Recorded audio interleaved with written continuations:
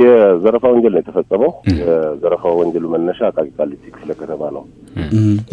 መነሻው ወረዳ 3 አባ ሳሙኤል የሚባል ልዩ ቦታው ፋርዋ የሚባል ሰፈር አለ። እዛ አካባቢ ነው የተፈጸመው።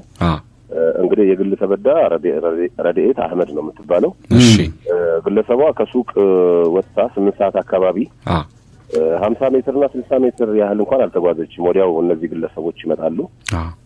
በነገራችን ላይ በማህበራዊ ሚዲያ ላይ ሊገለጽ ይችላል። የፖሊስ ልብስ በትክክል የፖሊስ ልብስ ስለመሆኑ ፖሊስ ማረጋገጫ መስጠት መቻል አለበት። አንዳንድ ጊዜ ተመሳስለው የፖሊስ ልብስ አልባሳት የሚመስል ለብሰው ወደ ዘረፋ የሚወጡ ግለሰቦች ሊኖሩ እንደሚችሉ ህብረተሰቡ መገንዘብ መቻል አለበት። እንግዲህ ሁላችሁ እንደምታውቁት ህጋዊ የሆነው የፖሊስ ደንብ ልብስ የራሱ የሆነ ስታንዳርድ ያለው ነው፣ የራሱ ከለር ያለው ነው። ግን አመሳስለው ደግሞ ለብሰው የሚወጡ ግለሰቦች ሊኖሩ እንደሚችሉ ታሳቢ መደረግ መቻል አለበት። በማህበራዊ ሚዲያው ላይ እንደሱ እየተባለ ሊገለጽ ይችላል። ግን በእናንተ ሚዲያና ሜንስትሪም በሆኑት ሚዲያዎች ግን የፖሊስን ማረጋገጫነት መያዝ መቻል አለባችሁ። ፖሊስ በትክክል የፖሊስ ልብስ ነው ካለ የፖሊስ ልብስ ነው ማለት ነው የሚጠበቅብንና በተለያዩ ማህበራዊ ሚዲያዎቹ ይሄ መታረም አለበት የሚል ሀሳብ አለን። በቅድሚያ ዞሮ ግለሰቦቹ የፖሊስ ደንብ ልብስ የሚመስል ነው የለበሱት። ግለሰቧን ይዟትና መኪናዋ ውስጥ ነው፣ የራሷ መኪና ነው በነገራችን ላይ ኮድ 2D 88595 የሆነ ዲዛይር ተሽከርካሪ እሷ ነው። ካስቆሟት ልብሱን ስላየች እሷ ትቆማለች። ከዛ በኋላ አንደኛው ይዟት ያስገባታል። አንደኛው ደግሞ ማሽከርከር ይጀምራል ማለት ነው። በዚህ ሂደት ውስጥ እያለች እዛው ውስጥ ላይ እንግዲህ የምርመራ መዝገቡ እንደሚያስረዳው 500 ሺህ ብር ትራንስፈር እንድታደርግ ነው የጠየቋት።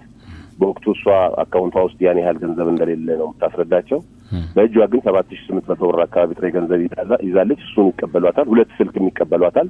በዛ ሂደት ውስጥ እንግዲህ ይዘዋት አሁን ቅድም አንተ ወደ ገለጽከው ወደ ገርጂ ወይም ጃክሮስ አካባቢ ይዘዋት እየመጡ የትራፊክ መጨናነቁ ቀዝቀዝ ሲል ግለሰቧ ወይም የግል ተበዳይ ለማምለጥ ነው ጥረት የምታደርገው።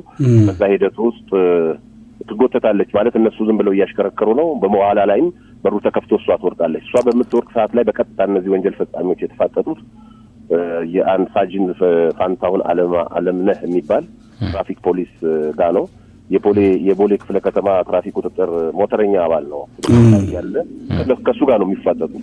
ሰዓት ላይ እንግዲህ የጉዞ አቅጣጫቸው ወደ ጃክሮስ አካባቢ ስለሆነ በስነ ስርዓት ግለሰቦቹ እንዳልከው የፖሊስ የደንብ ልብስ የሚመስል ስለለበሱ ለማስቆም ያዛቸዋል፣ ትእዛዝ ይሰጣል። ትእዛዙን ጽፈው ጭራሽ እንደውም መሪ አዙረው እሱን ለመግጨት ነበር ጥረት ያደረጉት። ሞተረኛው ትራፊክ ፖሊሱን ማለት ነው። በዛ ሂደት ውስጥ ወደ ግራ መስመር ይገቡና በግራ መስመር አድርገው በህገወጡ መስመር ለማምለጥ ጥረት ሲያደርጉ ግጭት ይፈጠራል።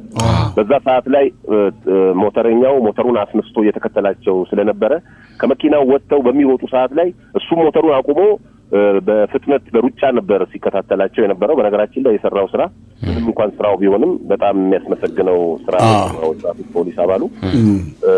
ዞሮ ግለሰቦቹ ተሯሩጠው አንደኛው የሆነ ምግብ ቤት ውስጥ ነው የሚገባው፣ አንደኛው ደግሞ የሆነ ሰው ቤት ውስጥ ይገባል።